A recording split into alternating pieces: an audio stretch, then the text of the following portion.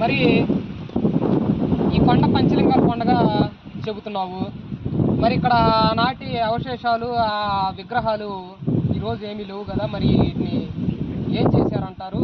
ఎలా అంటే ఆ రోజు యుద్ధం అయిపోయిన తర్వాత కాటం రాజు వారి అవతారం పరిచయం అయిపోయిన తర్వాత కొన్ని రోజుల పాటు పూజలు జరుగుతున్నాయి.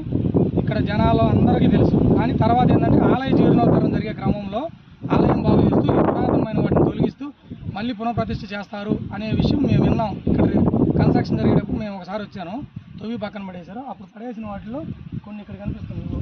ఈ పానవట్టాలు ఇక్కడ 3 ఉన్నాయి, 1 2 3. ఇటువైపు ఏదో ఇంకొకటి ఉండాలి.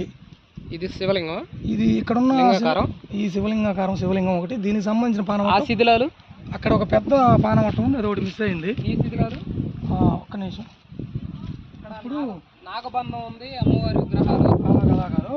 ఈ అప్పట్లో మనవారు గంగ పూజ శైవారాధన చేస్తుంటారు కదా, అమ్మవారికి సంబంధించింది. ఇక్కడ పంచలింగాల చెంతలో ఉన్న అమ్మవారి విగ్రహాలు, పాత విగ్రహాలు. ఇక్కడ నాగబంధంతో ఉన్న శివలింగం.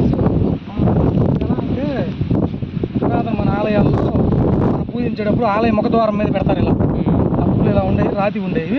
ఈ స్వామి ఏనుగు మీద యుద్ధం చేస్తున్నటువంటి యాదవ విగ్రహం. ఎందుకంటే ఇలాంటి దొనకొండలో కూడా ఉన్నాయి. దీని గురించి మీరు దొనకొండలో కూడా ఇలాంటి సేమ్ ఇలా ఉన్నాయి ఏనుగు మీద. సరే, దీని గురించి మీరు ఏం వివరణ తెలుసుకుంటున్నారు ఈ శిథిలావస్థ గురించి?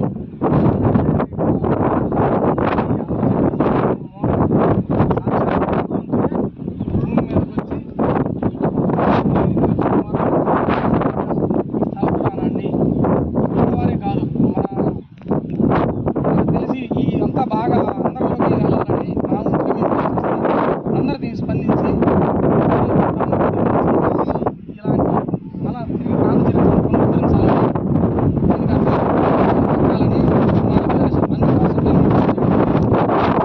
ఈ కాటమరాజు చరిత్రలో భాగంగా ఈ పంచలింగాలలో పోలరాజు అన్నలతో